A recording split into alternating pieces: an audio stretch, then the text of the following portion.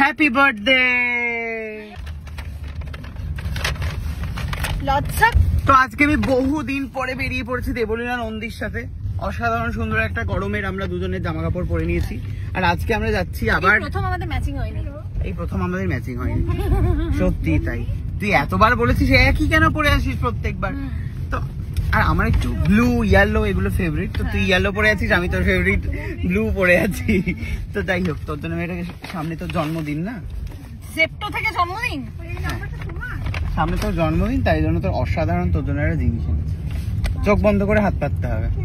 সেপ্টো তো দেখতেই পাচ্ছি, ভিতরে আর চোখটা কি বন্ধ করবো? দে, চোখ বন্ধ করে হাত পাততে হবে তো। ওফো,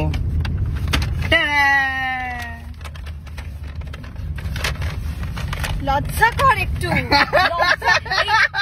আমি জানি এটা কে পাঠিয়েছিল, আমি বলবো এটা কে পাঠিয়েছিল।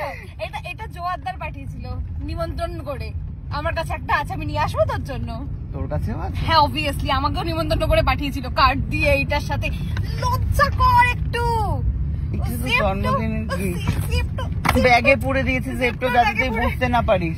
নিবি না তাহলে? নিস না, আমি তাহলে আরেকজনকে দিয়ে দেবো। কেন দিয়ে দিয়েছিস তখন? আমার নেবো না কেন? হ্যাঁ তাই না, বললো নেবে না যখন। ও ভুলে গেছেন জোয়ারদার থেকে আমাকেও একটা পাঠিয়েছে, সেই কাজু বরফি প্যাকেট। আচ্ছা মেন গিফট, এবারে চোখ বন্ধ করে হাত পাত। আবার এবার কি চুইংগাম ধরাবি? এবারে মেন গিফট দেবো, চোখ বন্ধ করে হাত পাত। চোখটা বন্ধ করে রাখতে হবে, পকেট থেকে বার করতে সময় লাগবে। তোর উপর বিন্দু মাত্র ভরসা নেই, বাট স্টিল চোখ বন্ধ করতে হবে। পড়েই আছি। Happy birthday.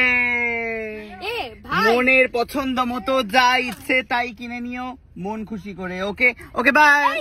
জন্মদিনের জন্য কিছু নিবি? কি নিবি বল? কি দিবি বল? কি চাই তোর?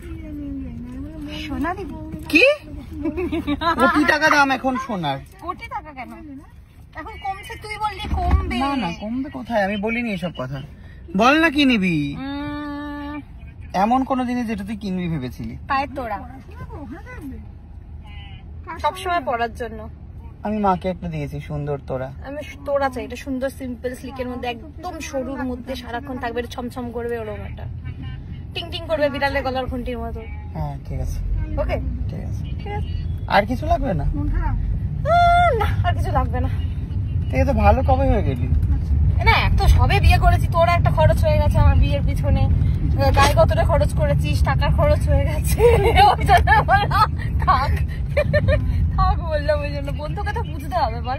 বাবারে বাবা, ঠিক আছে, এই হলো ব্যাপার, বন্ধু আজকাল বন্ধুকে বুঝছে।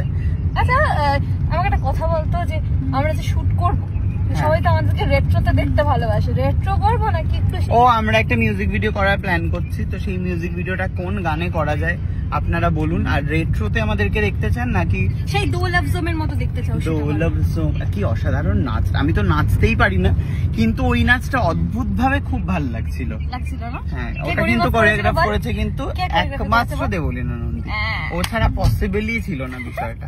পুরো ব্যাপারটা ও কোথায় বলছিল, আমি কিন্তু নাচতে টাচতে পারবো না, সব হয়ে যাবে, দাঁড়া এই যে এরকম এরকম কাঁধে কাঁধে নাড়ানো, ওর সাথে সিং করা।